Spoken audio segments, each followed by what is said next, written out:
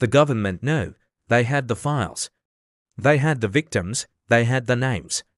And for nearly 3 decades, they did nothing. This is what was inside the Epstein files.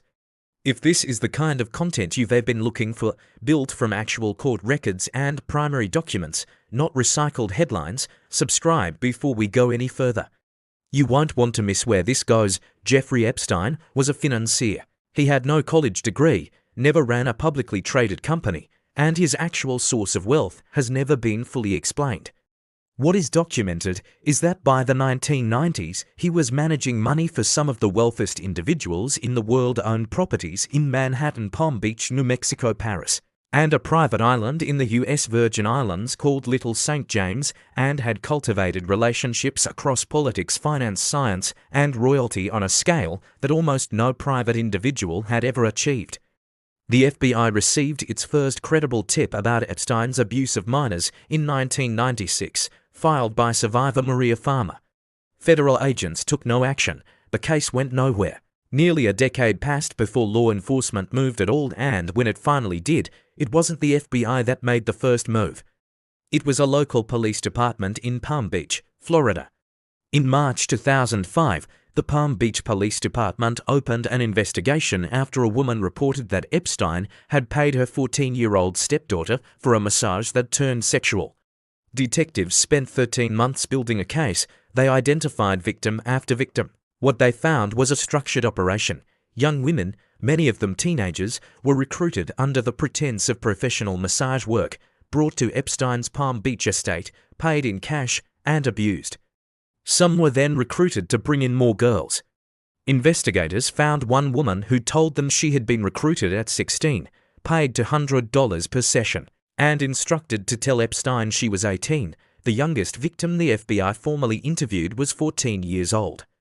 The files describe Epstein's household in specific, documented detail.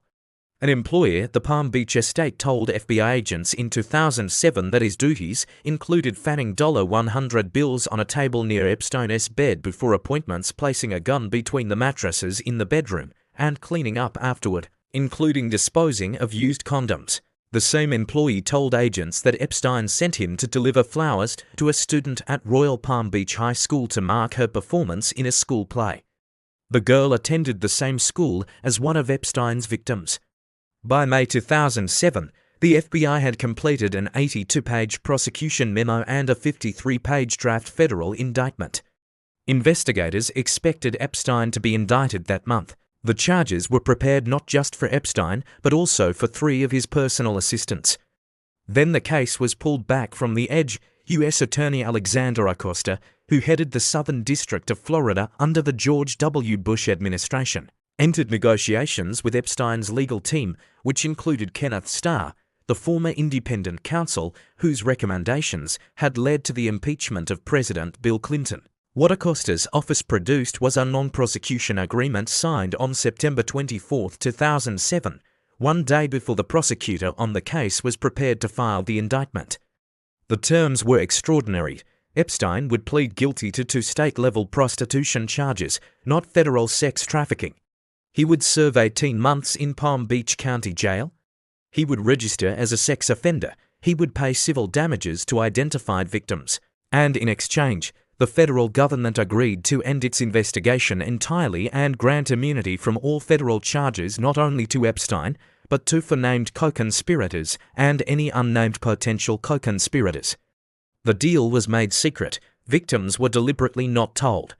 A federal judge later ruled that prosecutors had broken the law by failing to notify them. A letter Acosta sent to Epstein's attorneys during the negotiation period explicitly directed prosecutors to delay notifying victims until Epstein's legal team had time to review their options.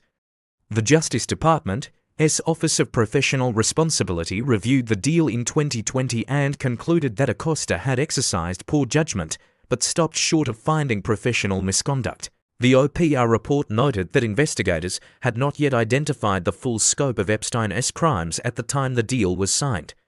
The FBI was still locating new victims. Potential co-conspirators had never been approached for cooperation. The investigation was cut short before it was finished. Epstein served 13 months of his 18-month sentence. He spent much of it on work release, leaving the jail facility 6 days a week for up to 16 hours per day. He registered as a sex offender. He returned to his properties. He continued to socialize with heads of state, scientists, and billionaires. He continued to maintain contact with young women through intermediaries. Alexander Acosta was nominated to be Trump's Secretary of Labor in 2017. His handling of the Epstein case was raised during his confirmation hearings and then set aside. He was confirmed. 2 years later, in July 2019, Epstein was arrested again, this time by federal prosecutors in the Southern District of New York, a different jurisdiction, which meant the 2007 immunity deal did not apply. The indictment charged him with sex trafficking of minors and conspiracy to commit sex trafficking between 2002 and 2005. Prosecutors said they had found hundreds of photographs of nude and partially nude females during a search of his Manhattan mansion. Acosta resigned from the cabinet for days after Epstein's arrest. On August 10, 2019, Epstein was found unresponsive in his cell at the Metropolitan Correctional Center in New York. He was pronounced dead. The New York City chief medical examiner ruled the cause of death as suicide by hanging.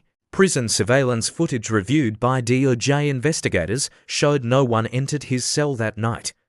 The guards responsible for checking on Epstein had falsified their logs and were later charged with records falsification.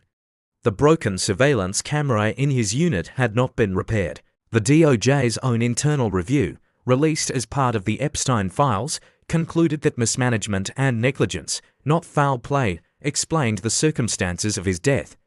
The files contain no evidence supporting a different conclusion. And that's where most people stop the story. But the files don't end with his death, they begin there. Chapter 2 is where the names come out. The emails, the flight logs, the sitting officials, the rules, and the arrests that have already happened in 2026. If you're not subscribed yet, now is the time, because that chapter drops next and you don't want to find it 3 months late. The files released under the Epstein Files Transparency Act are not one document. They are 12 datasets containing email chains, text messages, FBI interview summaries, bank records, wire transfer logs, flight manifests, and over 180,000 images and 2,000 videos seized from Epstein's properties. As of February 2026, archivists working through the material had processed over 1.4 million files and more than 1 million emails. Journalists, investigators, and members of Congress are still going through them. What has come out so far is a map of a social world that stretched across 4 continents and reached into nearly every corridor of power in the Western world. The names that appear most frequently are not the ones people expected. Epstein's assistant Leslie Groff appears over 157,000 times. His accountant appears more than 52,000 times. Donald Trump and Melania Trump appear in over 38,000 references. Ghislaine Maxwell, Epstein's closest associate, convicted in 2021 of sex trafficking and currently serving a 20-year sentence, appears over 13,000 times. Among the living figures now facing direct legal consequences, the most significant cases so far have come out of Europe. On February 19, 2026, British police arrived at the Sandringham estate in Norfolk and arrested Andrew Mountbatten Windsor, formerly known as Prince Andrew. He spent 10 hours in a police station and was released under investigation, meaning he was neither charged nor exonerated. It was the first arrest of a member of the British royal family in 379 years. King Charles released a statement saying the law must take its course. Virginia Giuffre, who accused Epstein of trafficking her to Mountbatten Windsor for sex on multiple occasions when she was 17, had filed a civil suit against him in 2015. He settled that case in 2020 without admitting wrongdoing. The files added new detail. Documents show he was a regular presence at Epstein's properties, and a photograph released as part of the files shows him in a compromising position with an unidentified woman on the floor of one of Epstein's residences. For days after that arrest, police in London knocked on the door of Peter Mandelson. Mandelson is one of the most powerful political operators in modern British history, the architect of Tony Blair's 1997 landslide, a 2-time cabinet minister. A peer of the realm, and the man Prime Minister Keir Starmer had appointed as Britain's ambassador to the United States in early 2025, he was arrested on suspicion of misconduct in public office and released on bail. The allegation is specific, that while serving as business secretary in Gordon Brown's government between 2008 and 2010, during the height of the global financial crisis, Mandelson passed sensitive market information and government policy details to Epstein. The emails support it. In one exchange, Mandelson appears to flag an imminent bank bailout before it was publicly announced. In another, he discusses a planned tax on bankers' bonuses. Starmer had removed Mandelson from the ambassadorship in September 2025 after the depth of their relationship became public. Starmer's chief of staff subsequently resigned, taking responsibility for recommending the appointment. By February 2026, Mandelson had resigned from the Labour Party and stepped down from the House of Lords. In Norway, the fallout has been even more sweeping. Former Prime Minister Thorbjørn Jagland, who chaired the Norwegian Nobel Committee from 2009 to 2015, the body that awards the Nobel Peace Prize, has been charged with aggravated corruption. The investigation centers on gifts, travel, and benefits he allegedly received from Epstein, and whether those were connected to his official positions. The files show Epstein hosted Jagland repeatedly at his properties in New York and Paris, and that he used the connection actively, name-dropping Jagland in emails to Bill Gates, Steve Bannon, and Richard Branson as a way of signaling access and legitimacy. Jagland faces up to a decade in prison if convicted. Norway's ambassador to Jordan resigned after reports that Epstein had left $10 million to her children in his will. Crown Princess Mette Merritt publicly apologized after documents showed she had stayed at one of Epstein's properties and maintained contact with him over years. In Slovakia, the National Security Advisor resigned after his name appeared in the files. Among the American figures whose names have drawn scrutiny, the most publicly contentious has been Elon Musk. The files contain emails between Musk and Epstein dating from 2012 onward, several of which directly contradict Musk's public statements. In a 2012 message, Musk asked Epstein what night would be the wildest party on his island. Epstein's assistant later noted in a scheduling email that Musk was set to travel to the island in December 2014. Musk has maintained publicly that he never visited Epstein's island and refused every invitation. The emails have not resolved that contradiction definitively, but they have made the claim difficult to sustain without further explanation.